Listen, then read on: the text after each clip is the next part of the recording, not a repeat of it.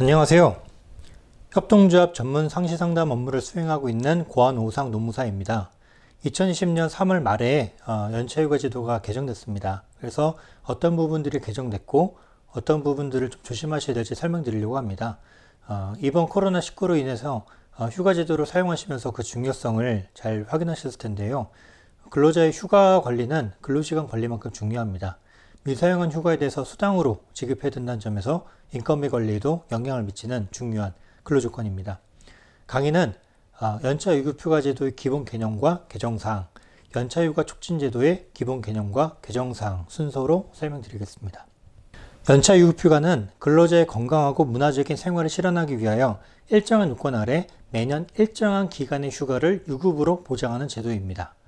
이 연차유급휴가 제도는 일주 평균 소정근로시간이 15시간 미만인 초단시간 근로자인 경우 또는 협동조합에서 고용한 상시근로자 수가 4인 이하인 경우는 적용되지 않습니다. 네, 이 부분은 참고해서 들어주시기 바랍니다.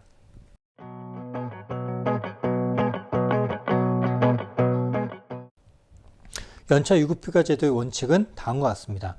전년도 80% 이상 출근하였을 경우 연차유급휴가 15일이 발생한다. 이것이 원칙입니다. 여기서 80% 이상 출근했다라는 말이 무슨 말이냐면 365일을 기준으로 한 80%가 아닙니다. 근로계약으로 정한 소정근로일 대비 출근율, 그러니까 결근하고 이런 걸 빼고 출근율이 80% 이상인 경우를 말을 합니다. 그런 경우에 15일의 연차 유급휴가를 부여한다. 그런데 이 사람이 계속 근무하는 경우는 휴가 일수가 늘어납니다. 어떻게 늘어나느냐? 다음과 같습니다. 15일, 16일, 17일, 17일, 18일, 19일, 19일. 무한대로 늘어나는 것은 아니고 최대 25일까지 늘어납니다.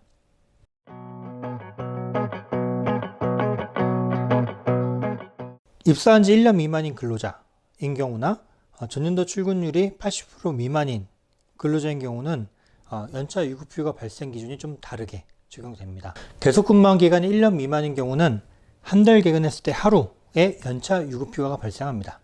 그러니까 이것을 월차라고 부르시는 경우가 있는데 이것은 월차 휴가가 아닙니다. 그러니까 이것의 이름은 연차 유급휴가입니다. 그러니까 예전에 법정 근로시간이 주 44시간이었을 때에는 월차 휴가와 연차 휴가가 동시에 있었습니다. 근데 주 40시간제로 개정되면서 월차 휴가가 사라졌습니다. 그래서 현재 남아있는 것은 연차 유급휴가만 남아있습니다. 그래서 입사년도에 한 달에 하루씩 발생하는 이 휴가를 연차 유급휴가라고 불러야 된다라는 겁니다. 그리고 이 연차 유급휴가는 누적해서 사용할 수 있습니다. 누적해서 사용할 수 있고 최대 11일까지 누적할 수 있습니다. 이 11일이라는 숫자를 기억하셔야 됩니다. 기본적으로 이 연차 휴가라고 하는 거는 그 사용기간이 1년으로 정해져 있습니다. 1년으로 정해져 있는데 그것이 이 한 달에 하루씩 발생하는 휴가에도 여전히 적용됩니다. 그러다 보니 이런 현상이 발생합니다. 한 달에 하루씩 발생하는 휴가마다 각각 1년씩 사용기간이 부여가 됩니다. 그러니까 다음 연도가 돼서 15일에 새로운 연차휴가가 발생했는데도 여전히 입사년도에 발생한 연차휴가가 사용할 수 있는 상태가 된 거죠. 그래서 연차휴가 사용이나 연차수당 지급에서 영향을 미치게 됩니다. 가령 어떤 근로자가 1년만 일을 하고 퇴사한다. 기간제 근로계약 체결했다라던가 그런 경우에 일하는 동안 모여놨던 11일치 연차휴가가 미사용 상태가 되겠죠. 그런데 1년을 가득 채우는 순간 15일에 새로운 휴가가 발생하게 됩니다. 그리고 퇴사하니까 이것도 미사용 상태가 됩니다. 그래서 11일과 15일 합쳐서 26일치가 미사용 연차가 되고 연차 수당으로 지급돼야 되는 겁니다. 계속 근무하는 경우도 영향을 미칩니다. 그러니까 1년마다 각각 1일씩 발생한 휴가마다 1년의 사용기간이 주어지니까 다음 연도에 누적해서 사용할 수 있게 되는 거죠. 그래서 26, 25, 24일 이렇게 누적해서 사용할 수 있는 상황이 발생하기도 합니다. 즉 연차휴가 사용기간이 1년이라는 것 외에 다른 기준을 법에서 마련하고 있지 않아서 입사년도에 발생하는 연차휴가에도 그대로 적용된 결과 이런 현상이 발생하는 겁니다. 그래서 개정이 된 결과는 어떻게 됐느냐?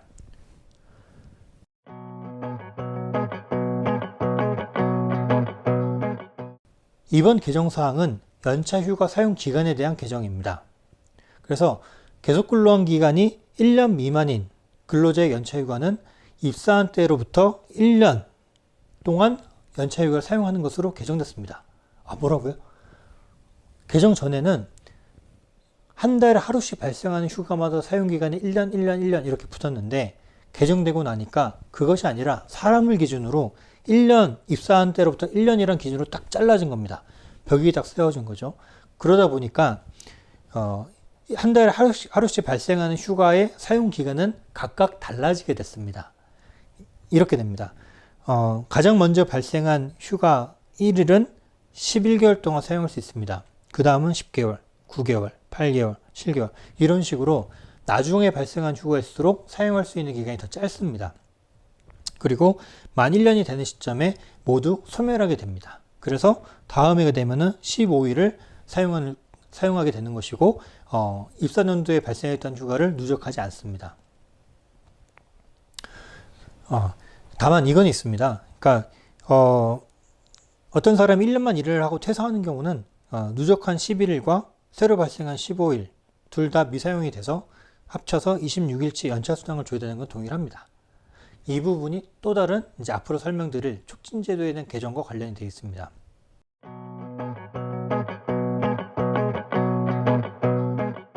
연차유급휴가 촉진제도는 근로자들에게 연차휴가를 사용하도록 독려하고 사용하지 않았을 경우에는 연차수당을 지급하지 않도록 하는 제도입니다.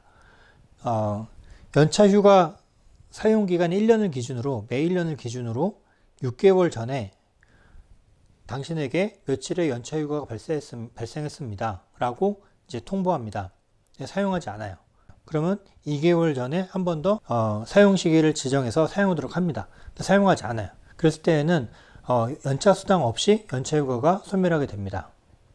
이런 촉진제도는 개정 전까지는 근로기간이 1년 미만인 근로자한테는 적용하지 않았습니다. 적용할 수 없었어요. 촉진할 수 없었다는 거죠. 연차수당이 발생하면 그대로 다 줘야 됐습니다.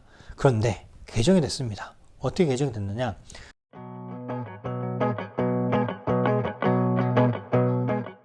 이번 개정사항은 연차휴가 촉진제도에 대한 적용 대상 확대입니다. 결론부터 말씀드리면은 입사한 지 1년 미만인 근로자에게도 연차휴가 촉진을 할 수 있게 됐습니다. 네. 그래서 어떻게 되는지 이제 설명드리겠습니다. 입사한 지 1년 미만인 근로자가 누적할 수 있는 총 휴가일수는 11일입니다. 그 중에서 앞서서 발생하는 9일과 그 후에 발생하는 2일을 구분해서 촉진하도록 정해져 있습니다. 정리하면 이렇게 됩니다. 9일과 2일 이렇게 되는 거죠. 설명드리면 다음과 같습니다. 그러니까 9일 먼저 발생하는 9일에 대해서는 만 1년이 되는 때부터 3개월 전에 당신에게 며칠의 연차휴가가 발생했습니다 라고 통보를 합니다. 근데 10일 내에 사용하지 않아요. 그러면은 다시 1개월 전에 사용하십시오. 시기를 지정해서 통보합니다.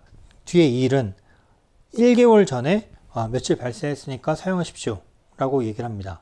사용하지 않았을 때 10일 전에 시기를 지정해서 통보합니다. 이런 절차를 거쳤음에도 불구하고 9일과 2일에 대해서 각각 연차휴가를 사용하지 않았을 경우에는 연차수당이 모두 소멸합니다. 이 결과 이 다음 연도에 발생하는 15일은 온전히 15일 휴가만 사용하는 거고 연차수당이랑 이런 거는 이제 발생하지 않는 거죠. 남지 않게 되는 겁니다. 주의하실 것은 형식과 절차를 꼭 갖춰야 된다는 점입니다. 근로기준법에서 정한 형식과 절차를 갖추지 않을 경우 앞서서 설명한 촉진의 효과는 인정되지 않고 연차수당을 지급해야 되는 상황이 펼쳐지는 겁니다. 그리고 이번에 개정된 사항은 2020년 3월 31일 이후에 발생한 연차휴가부터 적용됩니다. 그 이전에 발생한 연차휴가에 대해서는 기존의 개정 전 법을 적용합니다. 그러니까 이 부분은 조심하셔야 됩니다. 연차휴가에 대한 추가 질문이 있을 때에는 협동조합 홈페이지의 상시상담 게시판을 활용해 주시기 바랍니다. 간단한 계정 생성 절차를 거쳐서 로그인한 후에 질문 게시판에 형식을 갖춰서 질문글을 올려주시면 답변 드리도록 하겠습니다. 네, 들어주셔서 감사합니다.